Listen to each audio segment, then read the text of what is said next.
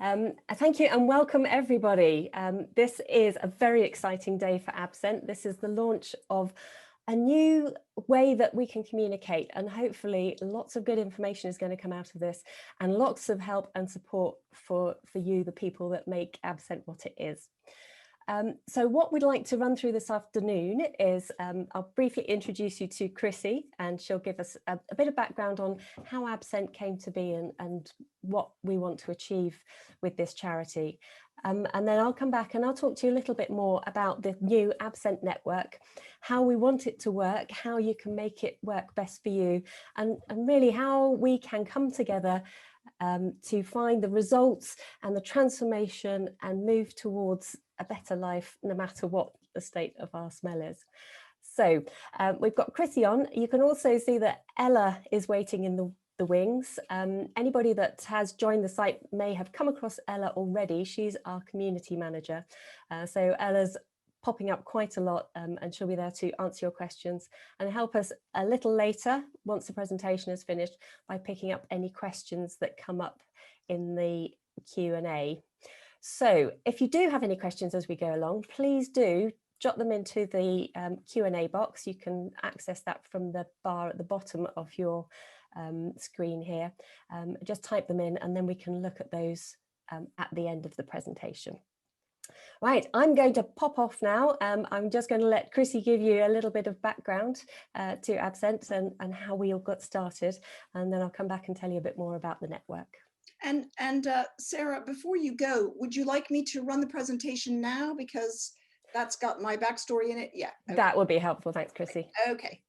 All right, everybody. Well, it's lovely to see you. You may notice that we've got a new background here to start our new enterprise here at the AbScent Networks.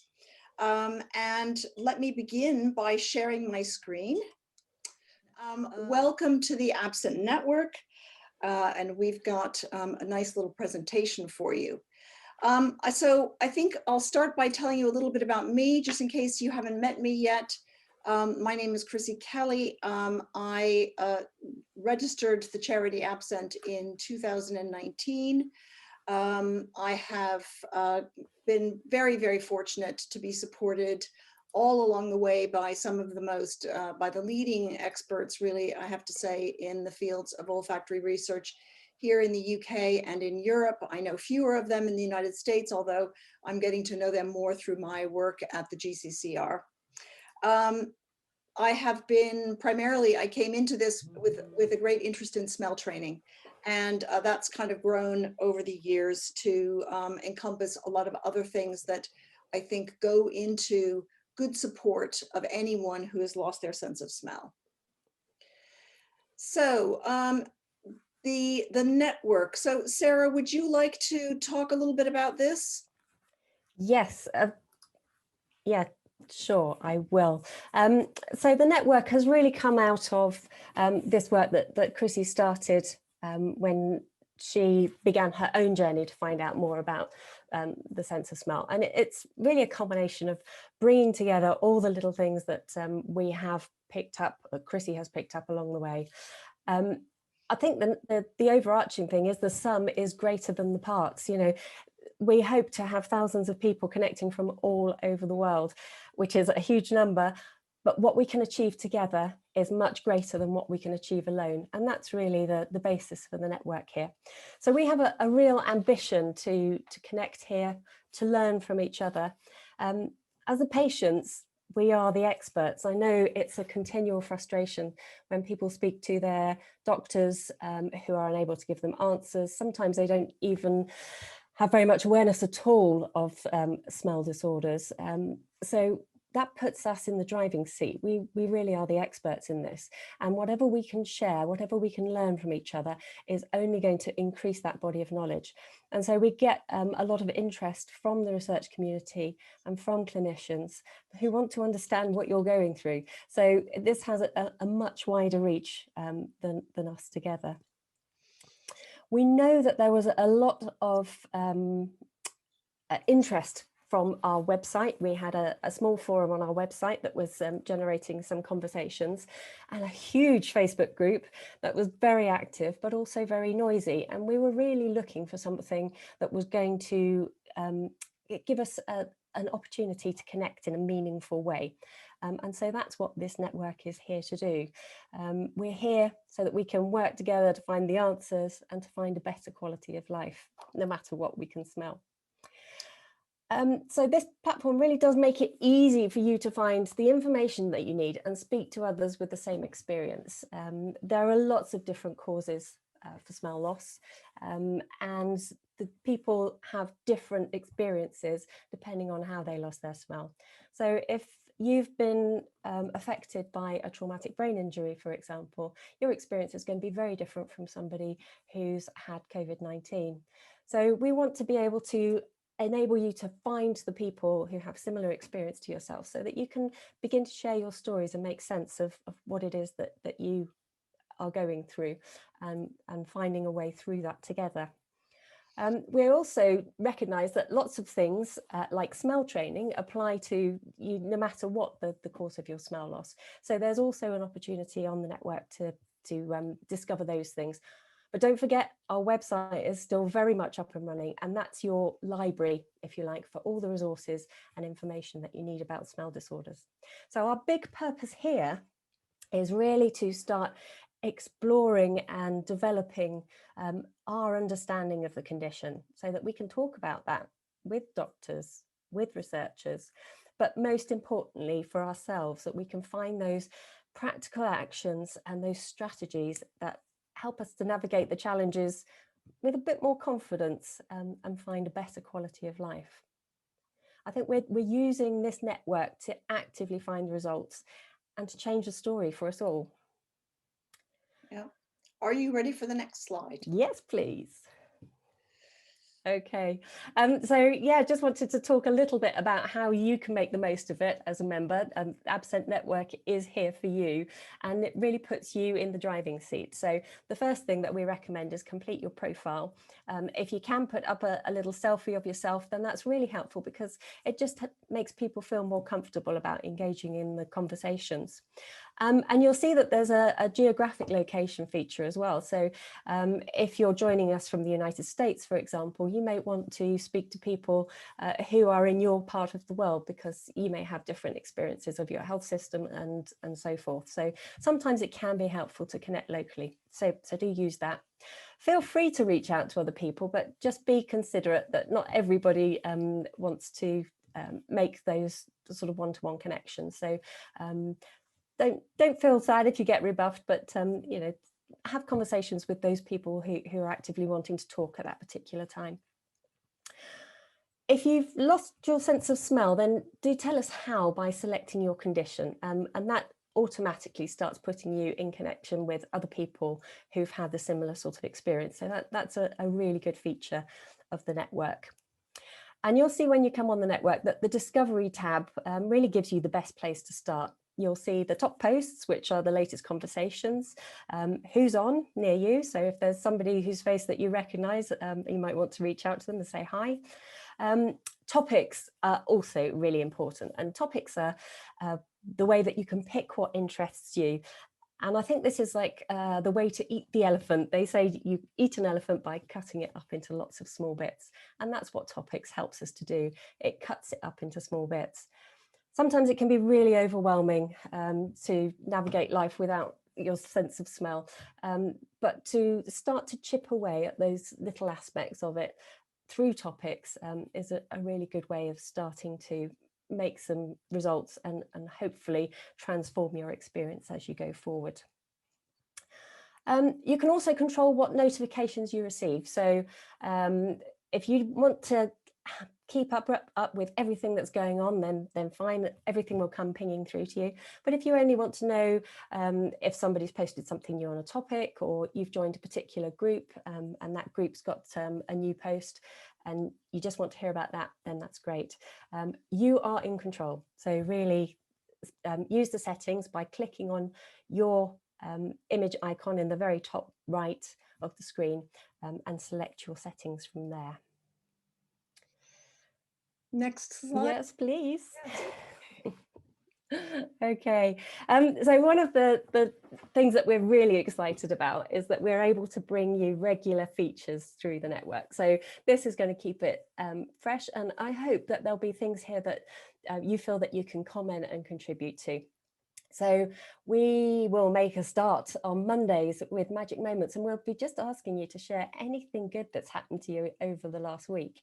That might be that you could smell something that you haven't been able to smell for ages, or you really enjoyed a meal for the first time, or perhaps you found that having a big hug was just as good as being able to sniff your daughter's hair. These little things that get us through the week, that's what we want from your Magic Moments Monday. So take the opportunity to share anything that's made you feel good about your sense of smell this week. We'll also have a regular give and ask. So we'll be featuring different people from the network. They might be you, they might be members from the network who can just come and have a chat about what you're up to. Maybe share something, your top tip. What is it that's got you this far?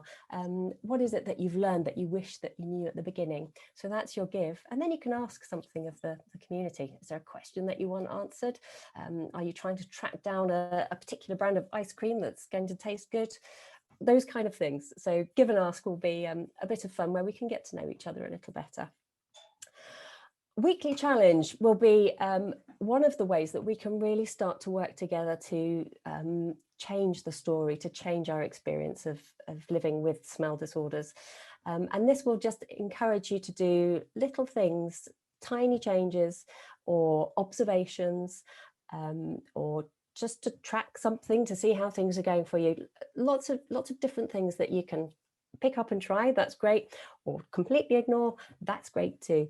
This is your network and you can do as you like, but you might find the challenges helpful, again, to try and eat that elephant by trying something different each week. And another thing that we're very excited about is that we are able to offer some online courses through the network. And every month we're going to start a new online course that's going to be covering all the different aspects of living with a smell disorder. So starting next week will be the Smell Training Masterclass. And we would invite you to join the course and to follow through the program with us. And hopefully we'll give you the information, the tips and the skills to make your training more effective. So you can have confidence that when you're spending that time twice a day, it's really making a difference for you. So that's what we want to achieve from this course. Now, there is a charge for courses, and all the proceeds from those courses go back to the charity, directly to the charity, to help us continue to give the support with you. But we hope that you'll find that by joining the course, that you really will get more out of it than sort of seeking information on your own.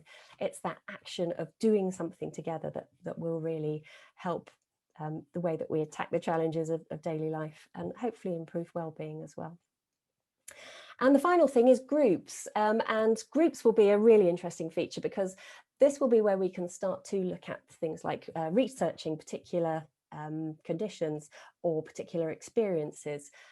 We do work with quite a large network of researchers who are all leaders in this field. So to be able to share your experiences directly in that context is going to be really helpful for them, but also really helpful for us as a community to try and understand what really is working. AbScent has always been about evidence-based research. The things that we tell you are not sort of made up or plucked off of Google. This is stuff that's all based in research, and we want to continue that through the network here. So that's me just about finished up. Chrissy, if you just want to click onto the next slide, just to underline that this really is all about you. We have created a safe space that we want to be a positive place to come together. We all have bad days, and this is a good place to share some of that. But hopefully from that bad, you can share the experiences that are going to help you to move forward, to grow with us, and to add to the bigger body of knowledge going forward. So we're better together. Chrissy, anything that you would like to add on to that? Thank you. I'm just going to stop screen sharing. Oh, hang on. Oh, don't tell me I'm having one of those moments when my, there we go. Good. Okay, well, thank you very much for that, Sarah. That was excellent. And I see that we've got a hand up. Let me just see if I can find who's got their hand up. Who wants to ask a question? Have we got Ella on? Yes, yes, I am here. My start video says that the host won't let me. Oh, what a mean host. So I am here, I just can't appear.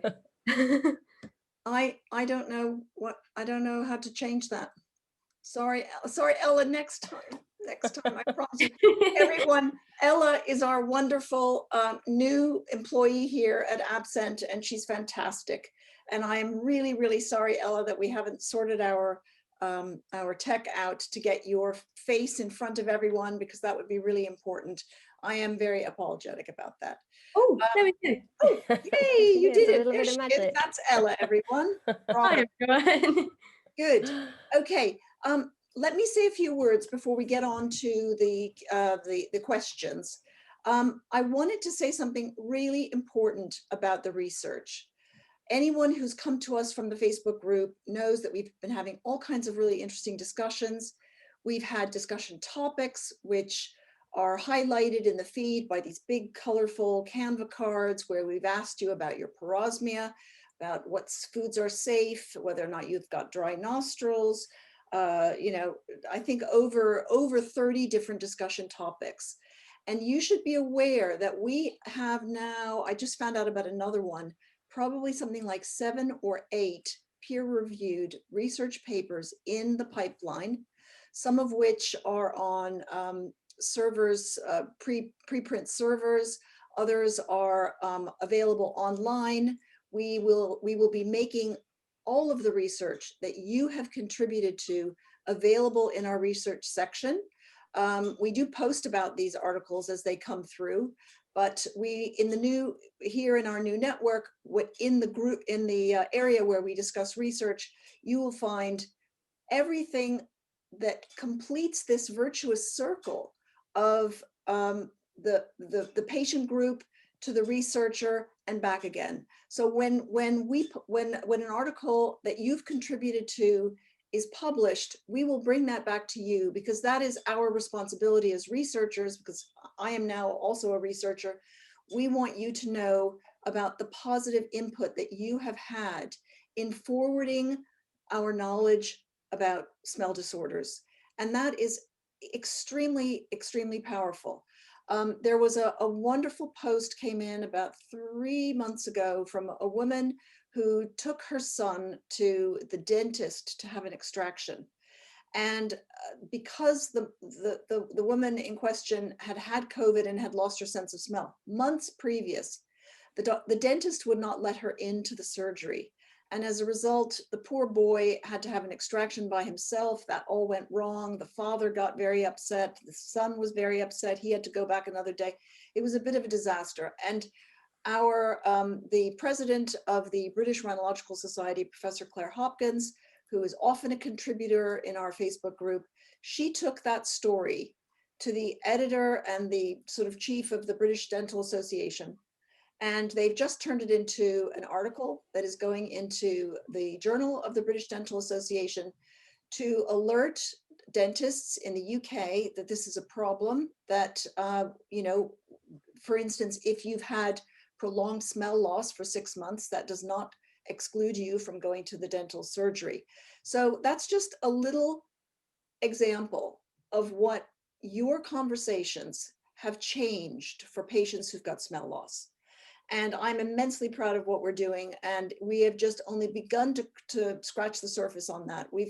I've probably at this point have worked with 20 different people who are doing research, who have come to me and want access to the Facebook group.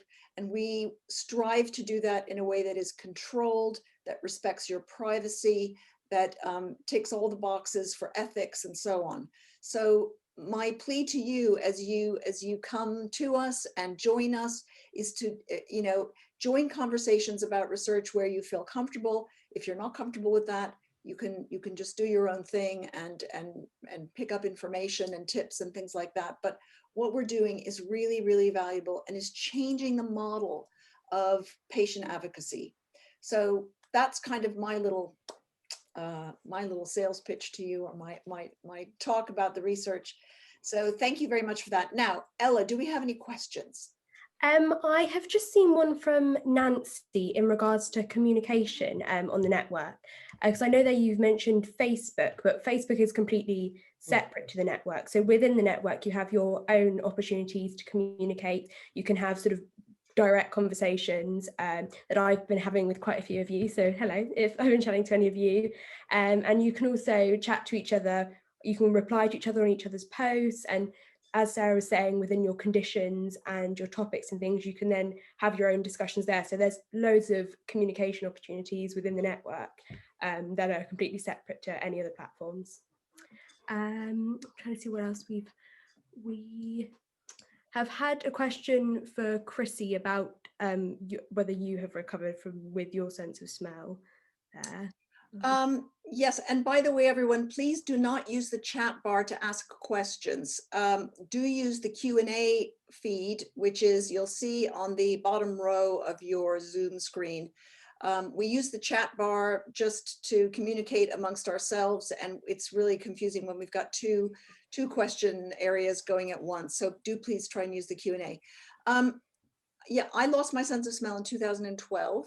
I had parosmia for 2 years.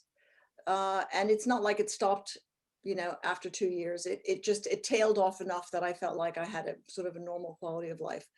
And then I felt that I had, you know, after 8 years, I had really achieved a good quality of life with enough smell to make my life experience, you know, good and have depth and so on. And then I got COVID-19 and I lost my sense of smell.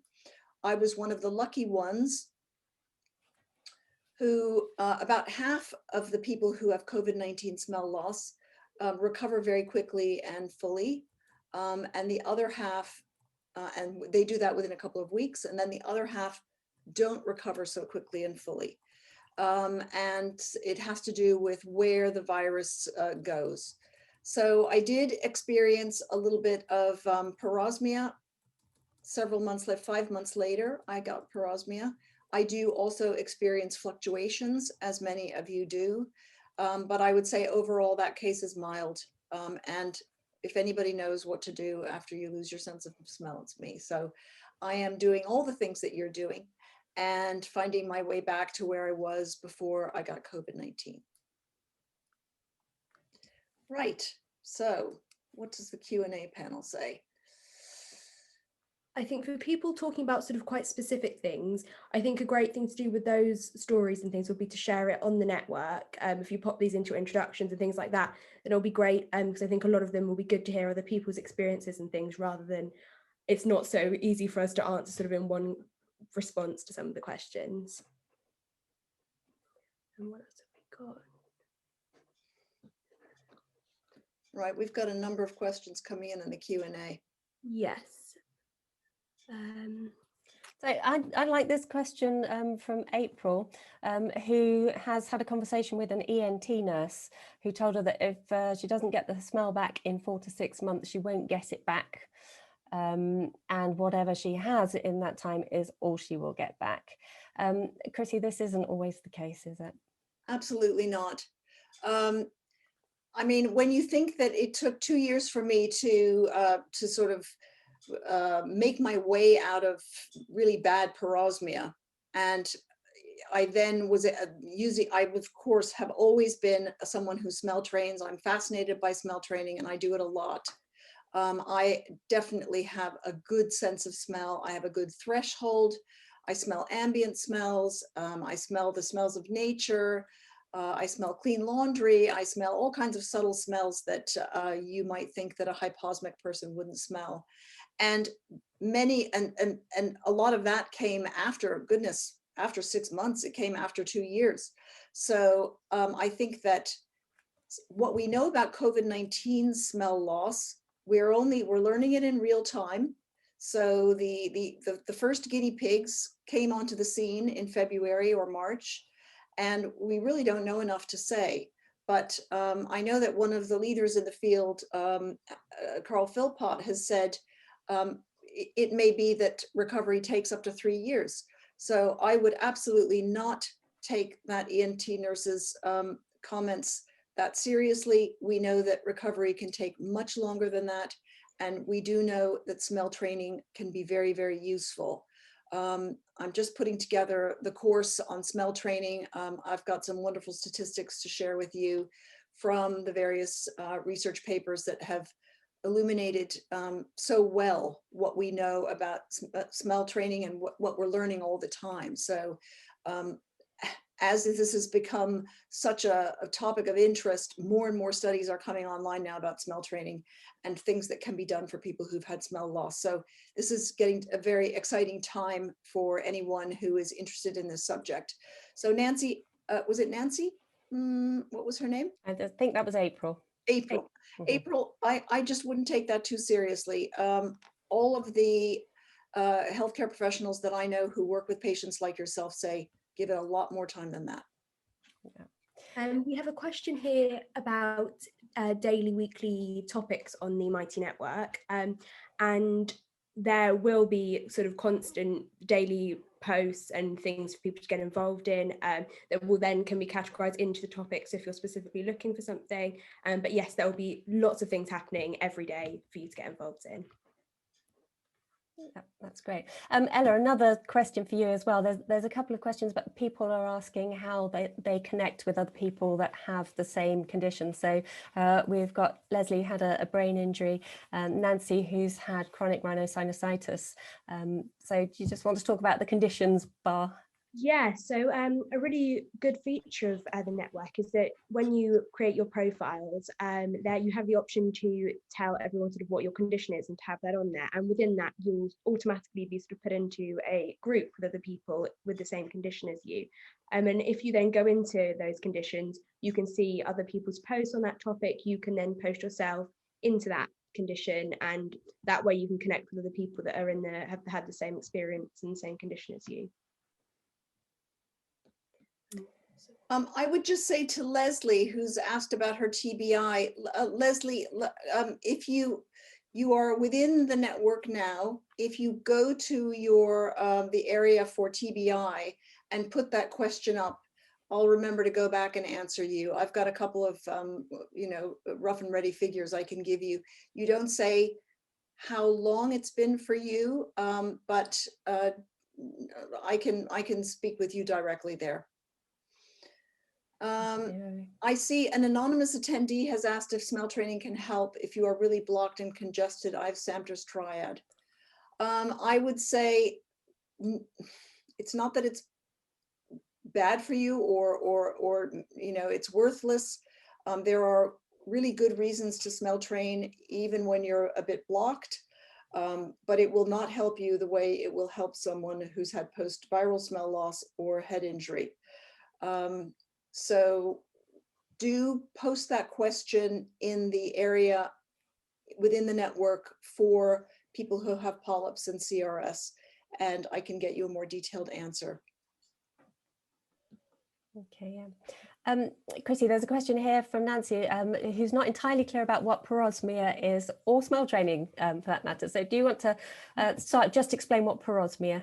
Right, parosmia is the distortion of smells. So you would put your nose to something like a sandwich, and instead of smelling the cheese and pickle sandwich, you would smell something that is really repugnant to you.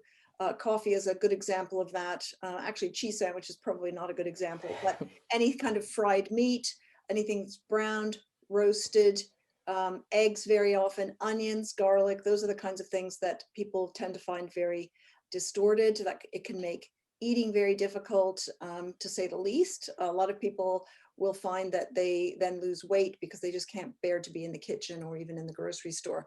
So parosmia can be a very, very difficult thing to live with. And smell training, I think what you'll have to do is come into the smell training area of the new network and read up on that. It's a sort of big topic. And as Sarah mentioned, we're running a course on that. It's very, very useful for people who've had post-viral smell loss, so that would be COVID-19, or for people who've had brain injuries. Yeah, that's great. Thank you. We have a question here from Cheryl, who is looking for some specific help with her medical condition. And I think that's probably where we do come up against a little bit of a brick wall, where we have researchers or doctors that would particularly like to work with us have quite often come to us and say, oh, do you know of anybody with this particular condition? But we're not actually able to recommend doctors or medical treatment or sort of put individual patients in direct contact, I'm afraid. So we're not able to help you with that one directly, Cheryl. I'm sorry about that. And Beth said, do you work alongside the other smell loss charity, Fifth Sense? So yes, the UK is blessed in having two very active support networks for people with smell disorders. And it's a very small and tight community. So yes, we're always sharing information backwards and forwards, and with the objective being to give the best information and support for you, the patient. So yeah. And we've Oh, got sorry, Karen. Sarah. I was just going to say we had a question as well about that I know comes up quite often in terms of someone having a lot more progress with their smell rather than their taste, and sort of asking whether it's still a smell issue or a problem with their taste. We've got there. Right. What is the name of that person? Can I just whiz down and find them? It's under PT. PT. Okay. Let me just take a look. I have a question about taste and I smell most things. Taste is gone. Okay. This is, it's the relationship between true taste, which is what happens in your mouth with your taste buds. So salty, sweet, sour, bitter, and umami, and smell. Those two things coming together provide flavor. So when you say that you can smell something through your nostrils, but when you eat the food, you are not experiencing the full experience. You're not having the full experience of flavor. That will be because there is damage to your olfactory nerves.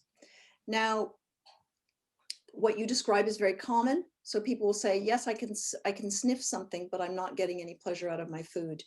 We're still not exactly sure whether there is some kind of, there's something that is blocking the retronasal tract that is preventing the odorant molecules in your mouth. So just, if I can just backtrack a moment and explain to you a little bit more about how flavor happens. You put food in your mouth, you put a spoonful of, I don't know, fruit yogurt in your mouth, and it goes around in your mouth, and there are odorant molecules. So things that smell like strawberry, for instance, are also those whizzing around in your mouth. And when you swallow, some of those smells are forced through the action of the swallowing up the back, up the retronasal passageway by the larynx, going up to the higher part of the olfactory, of the upper airway where the smelling happens. And at that moment, when you receive a smell message, when you swallow, and combined with what your mouth is feeling, so if you were eating strawberry yogurt, you would be getting sweet, you might be getting a little bit tart because it's yogurt, it would be cool, it would be creamy, etc. So your brain puts all that together and says, this is strawberry yogurt. Now, when your olfactory nerves have been impaired, all you're getting is the sweet and the creamy, and you're not getting much of the strawberry because there are no strawberry receptors in your mouth. That the strawberry bit, that's all happening up at your sense of smell. So we know that sometimes that the experience of flavor is lagging behind. We don't know exactly why this should be, but we think in time that will pass, and smell training will help you. Okay. Right. Thank you. I think there's an interesting comment here from Isaac, who talks about how living without smell and taste for 9 months now following COVID-19 has led to a weight gain and anxiety. And I think that this is really what the network is here for, because it's not so much about the medical side of the conditions. It really is about the impact on our lives of living without a smell disorder. Chrissy, do you want to talk a little bit about altered eating? Yes, we have somebody who is going to be kind of joined onto our network. They are called the Altered Eating Network. They are also underneath the umbrella of the Mighty Networks. Both the Altered Eating Network and AbScent have come to the Mighty Networks because it's just a better place to interact and do the job that we want to do for you. The Altered Eating Network is run by Dacre Burgess-Watson. She is on my advisory board.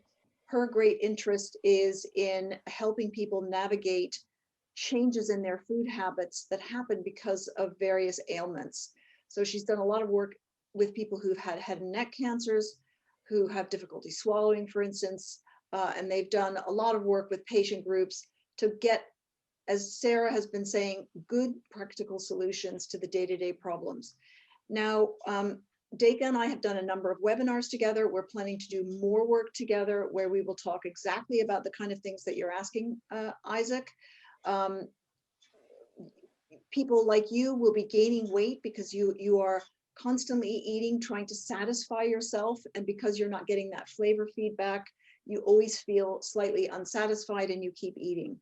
And that's really not a good thing in the long run. So we will be helping you get satisfaction from your food in other ways. So do look out for some masterclasses, again, that we will be running later in the year. We also have, obviously, there's all the webinars that we've done are available free on YouTube. We've got lots of written material that you can help yourself with. But if you are interested in engaging actively with learning more about this, you might be interested in our flavor masterclass. I hope that answered the question. I can see, so someone's asked if there will still be posts on Facebook, and there will still be some, but in sort of way that we have the colourful cards that you see sometimes now. But with the network, it means that there'll be a lot more posting, a lot more interaction with us and with each other, and specific to sections, which will make it a lot more easy for you. And also there was a message about the link with People With, which we have our webinar on Tuesday, which Chrissy and Sarah will be there talking about that.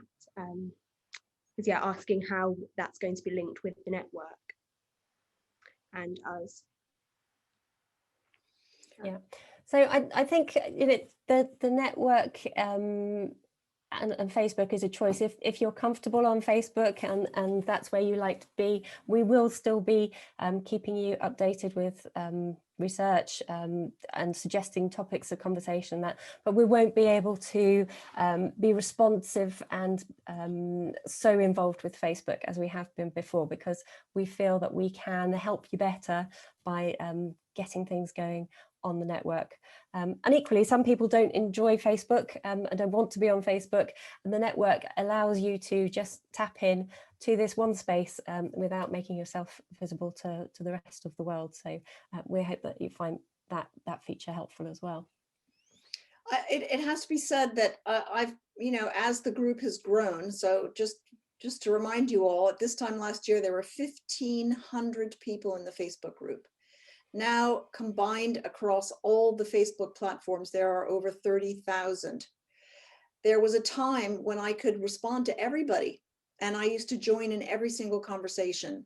That is not possible. And that is one of the reasons why we've had to stop all kind of member originated posts. And instead, what we do is we put in a discussion topic. So we'll say, right now, we're going to talk about the taste of water, for instance, those of you who find off flavors in water. And then we establish these discussion areas where people can join in those conversations themselves. Because of the volume, I just don't have the luxury of responding to people anymore. And I will be interacting much less in Facebook. We will still need to be there. We need to signpost to what's going on in the Mighty Network, on the AbScent Network, which is within the Mighty Networks. We need to keep discussion topics going, but there will be much less interaction between myself and people in the page. We will not be monitoring it so closely, and that will mean inevitably a lot of kind of information and posts creeping in that are not in keeping with who AbScent is in terms of scientific rigor. One of the great challenges of running the Facebook group at the moment is that we absolutely stand for the highest levels of scientific rigor. We represent the guidelines of the British Rhinological Society, and what we put into the feed has to represent that. When we see things in the feed that we feel are damaging or are sort of conspiracy theory type things, we are very careful about that. We try and foster discussion that is respectful of people's worries and concerns and anxieties, particularly about the vaccine, for instance, or about mask wearing. But we have to maintain a very high standard. We can do that within the AbScent Network now, which is where you are today. But as we move over and as we are less in Facebook, we will have less and less control over that. So the best level of information quality will always be within the network and not on Facebook. Yeah, and don't forget our website as well, because that is very much kept up to date with the latest resources and information. So it's always a good place to start if you want to understand the research behind a particular topic, or just an update on the webinars, because you'll also find we have a YouTube channel where we broadcast all the webinars that are presented every other week, covering all sorts of different topics. So again, hopefully there's something there that you find of interest. But we'll signpost you there from the network. That's keeping it notifications to what you're interested in hearing about. Can I just quickly answer two questions, because I'm at the bottom of the Q&A feed. Isaac has asked two very simple questions. Does the COVID-19 vaccine help for the sense of smell and taste to come back? The answer to that would be no. It's got nothing to do, the vaccine has nothing to do with your sense of smell and taste. It's really about antibodies and protecting you. And it will not help you get better faster, and neither will it make you get worse again. So if you're interested on the latest on vaccines, there are two really interesting videos which we will be migrating over. One is the webinar with Professor Hopkins, who spoke to us very eloquently about the vaccine. The second one was a very interesting video that was posted in another patient group yesterday by Professor Danny, I'm sorry, I can't remember his name. He's an immunologist at King's College, very well-respected man. He talks about people who have long COVID who are concerned that getting the vaccine might make them worse. So I hope that answers your question, Isaac, on that one. And you asked whether smoking affects your sense of smell. We do know that it does affect your sense of smell. So I'm sure if you smoke, you've been told this 100 times before, stop smoking. It will benefit your sense of smell. Right, who's got another question? We had one from Julie saying that she changes out her watercolor paper and smell training jars monthly, and asking if that's necessary.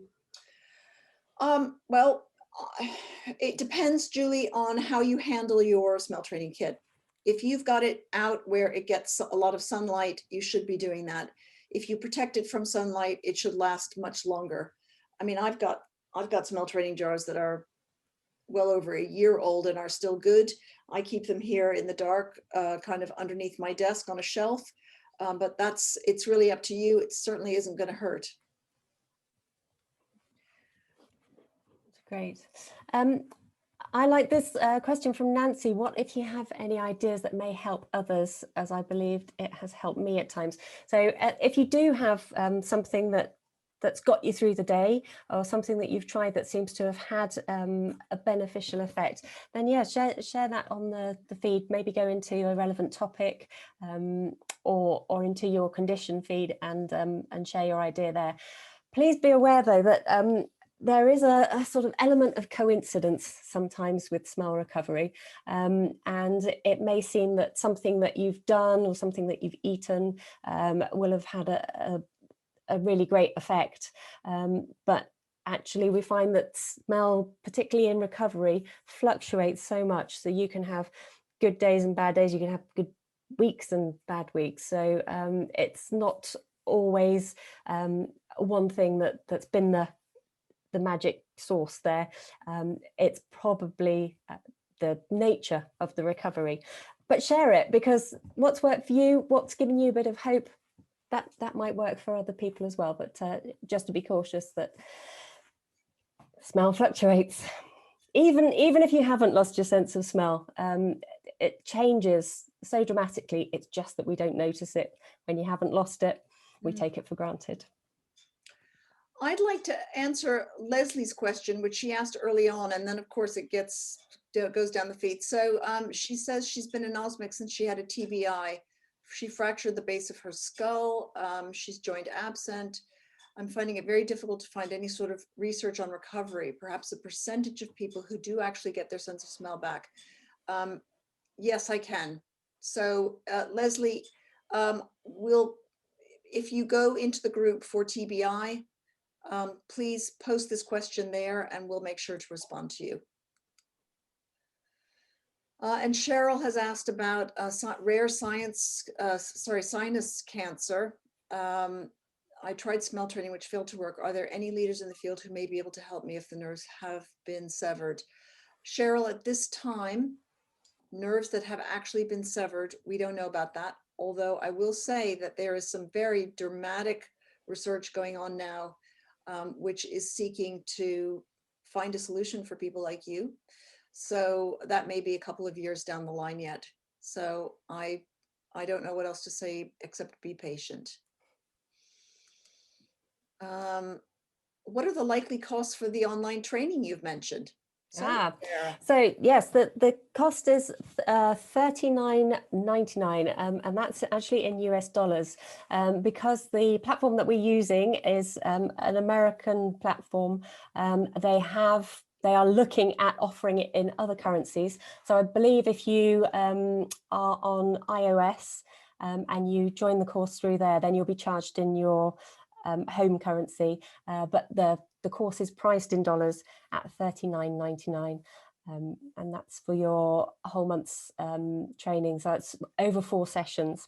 So we'll start off each session with a live event similar to this at the beginning of the week. But don't worry if you can't join it, because within the course there'll be that video to watch back. There'll be your opportunity to post your questions, which we will answer. And there will also be links to the resources that we'll have mentioned in the live feed, or that are particularly useful for that session on the training course. So you don't have to attend the live. You can dip in and out anytime. If you're going to be busy over the next 3 or 4 weeks, then don't worry. But if smell training is something that you want to try a little further down the line, you can come back and join the course at any time. So that's courses. Thank you. Billy has a question about congenital anosmics. Have I heard any updates on the stem cell transplants being researched at Manel? No, I don't. But like all the research, whenever we get updates or we hear something or we've got some news for you, we will be putting it into the research area of the network. Now, sorry, Ella, you go ahead. Mara, just a quick one. I was just going to say, I think for the message there about network involving smell training, I think Sarah sort of touched on that there, that will be our first course. So if that's something you're interested in, then you can join on there and there'll be loads of info there. Boy, it's a bottomless feed of questions here. So Leslie, again, she wanted to ask some advice about her brain injury. She's been smell training. She's getting whiffs. That's wonderful news. Leslie, that is really good news. And no, it doesn't matter what kind of whiffs you're getting. I always say to people like you, what you want is any kind of a smell signal, whether it is weak, unrecognizable, maybe it's not very pleasant, that doesn't matter. The fact that some little signal is getting through to you is really, really good news. And that is the time that you should really start smell training, you know, with conviction. You know, and the more you do it, the better it is. The more sense you use, the better it is. I'll be talking about that in the smell training course. I've amassed a reading list of the latest research. So, you know, all that will be made available to you.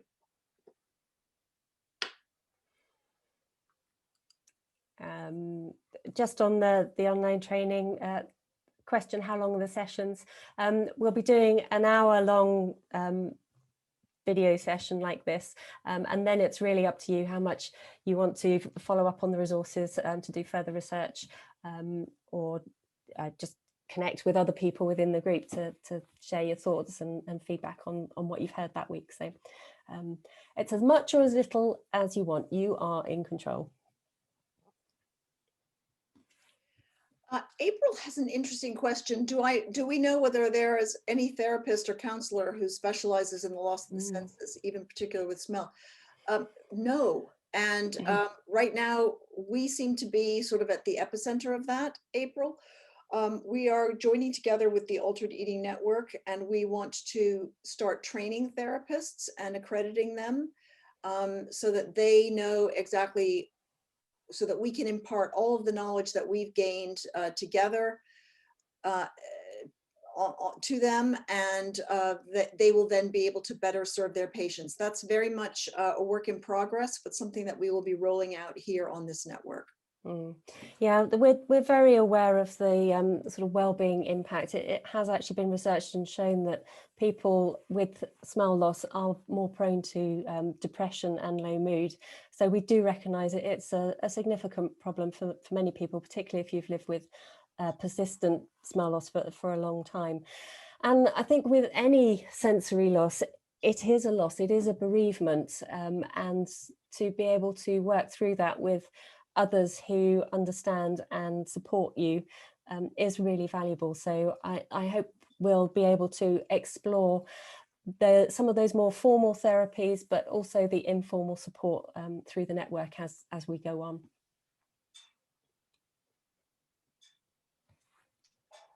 Ella? We have someone asking what they can use to absorb the essential oils in their jars. Topical question. Yeah, when we recommend how to make smell training kits, the recommendation is for a very heavy duty paper, such as watercolor paper. This is, it's better than using cotton balls or cotton pads. Cotton balls and cotton pads have so many fibers that they trap bacteria, and your essential oils will go off really quickly. Something that is more like a board is going to be a better choice. It's absorbent, but it's got less space for bacteria to get caught, and is also, because of its nature, doesn't take in bacteria very easily. So that's what we recommend. And that's really what you should know. Of course you can use cotton balls. Excuse me. You can use them, but you just need to be prepared to change them out more frequently. Yeah, I think, smell training, it's really important to do that twice a day and to have some special time that you set aside for you to do the smell training.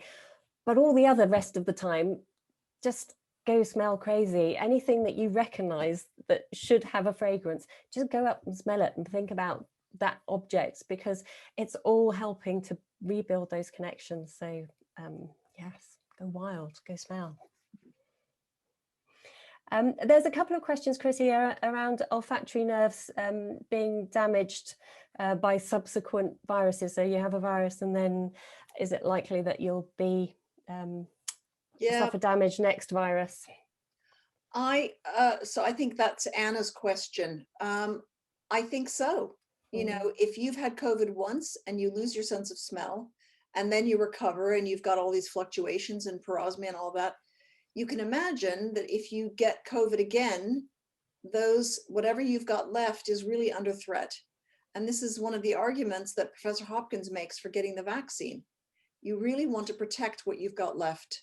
So yes, I would say they're always vulnerable to being impaired by viruses. So do look after your nose. Yeah. I think on our website as well, we talk about nasal hygiene. So Nosewell is a resource that was created back in the summer to give people the recommended guidelines for recovering your sense of smell after viral loss. And there's kind of 3 things that doctors will recommend. One of them is smell training. The other is good nasal hygiene, so nasal rinses, and there's lots of information about that on our website. And the other thing is get support from other people who are going through it. So that's really what we're trying to offer you here with the network. So I hope you really enjoy it. I'm very aware that time is ticking away, Chrissy. Yeah, I've got a couple of really quick answers I can give. Okay. So to Joanne, whose consultant told her that her sense of smell is not coming back from looking at her MRI scan. Joanne, all I would say is I'm not a doctor and I haven't seen your MRI scan, but I do know one thing. It's not possible to see the integrity of the olfactory nerve on an MRI scan. He may have seen something about what your olfactory bulb is doing or something like that, but it's not possible to see nerve damage from COVID-19 on an MRI scan. And similarly, if you've had a head injury and you've had the coup contra coup kind of thing where the brain sloshes forward, and as it sloshes back, the nerves are severed by the cribriform plate. Again, that severing, whether it's a severing or a bruising or a stretching, that can't be seen on an MRI scan. So he will know something that I don't know, but my experience is if you're talking about the actual function of the nerve, the health of the nerve, that's not visible on an MRI scan. Can antibiotics affect smell and taste? Ronnie, I would say unlikely. Fluctuations are the order of the day, and it may, as Sarah said before, it could be one of these coincidences. I doubt, I know a lot of people want to say, I did this and that happened to me, and therefore I'm convinced that it's this thing that's damaged my sense of smell. I'd be very circumspect about that and cautious about the conclusions that you draw. Rose, people starting to smell train years after. I don't know, there are no articles on this, there's no research, but I know of people in the group who have come back and started smell training years afterward, and suddenly they're noticing things. Really, the smell training, it shouldn't be called smell training, but it should be called smell awareness. And I think you will get a lot of benefit from just being made aware. Right. I think that we sort of reached the top of the hour. Yeah. And we have covered so much different ground and so many different topics. And I think that just shows what a huge area this is, and how much interest there is in all sorts of different aspects. And I hope that what you really get from the network is the ability to tap into any one particular question at one time, either by going to people who share the same condition or by going to topics, or if there's something that you think that we should be discussing, then please do message Ella, Chrissy or me so that we can get that going for you. It's your network, so please make the most of it. And before we end, can I just say one more thing? First of all, well, I have to thank Sarah and Ella, because we wouldn't be here without them, especially for working so hard to get this network set up. So big thank you to both of you. But the message that I have for you is that it is you that is making the network. It is you that is making this magic happen. And it is you who have added to the research, generously shared your conversations, wondered out loud about something that you've noticed. this is what's actually moving the thing forward. So please stick around and be part of the community. Invite your friends in. We are still, I think, letting people in manually. Is that correct? Yeah. We have decided to be a network for patients only. So unlike the Facebook group, we will not be having researchers in. This will be a quiet space for you to talk. And we will then bring your messages to the researchers rather than having the researchers on the spot looking over your shoulder. So that's so the end of my messages for today. So I'd like to say thank you, everyone, for joining us. It is a great, great pleasure and honor to sort of be in this role. So Good. Thank you. that's it from me, everybody. Good night. And good night. Thank you. Thank you.